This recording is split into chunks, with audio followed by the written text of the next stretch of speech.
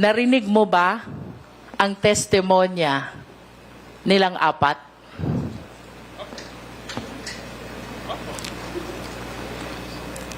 Yes po.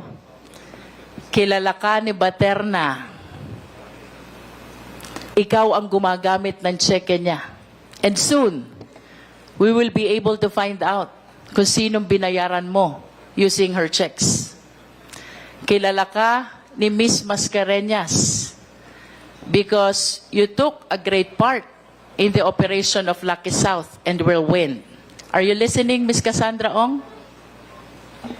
Kilala ka rin ni Mr. De La Serna dahil ikaw ang nagpatira sa kanya.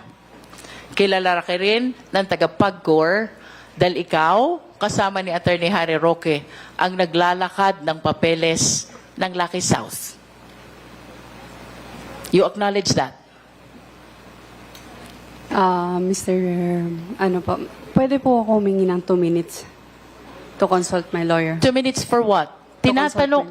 Tinatanong ko lang kung naiintindihan mo. Nakilala ka nilang apat. Yes po. Of course. And are you aware of the case that has been filed already by PAOK with the Chinese national who were arrested within the premises of Lucky South? Alam mo ba kung anong kaso na ang isinampa? Hindi po. They were charged with qualified human trafficking. And by qualified human trafficking, Ms. Cassandra Ong, kagaya ng inexplain sa iyo ni Chairman Dan Fernandez, non-bailable offense yan.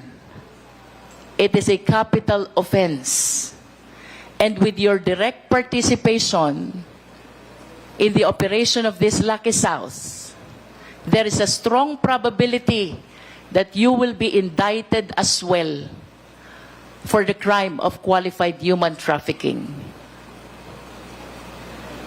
Dahil sa testimonya nila at ng mga lulutang pang testigo, maaring ikaw ay masampahan din ng qualified human trafficking, walang piyensa, capital offense. Nakahanda ka ba dito, Ms. Ong?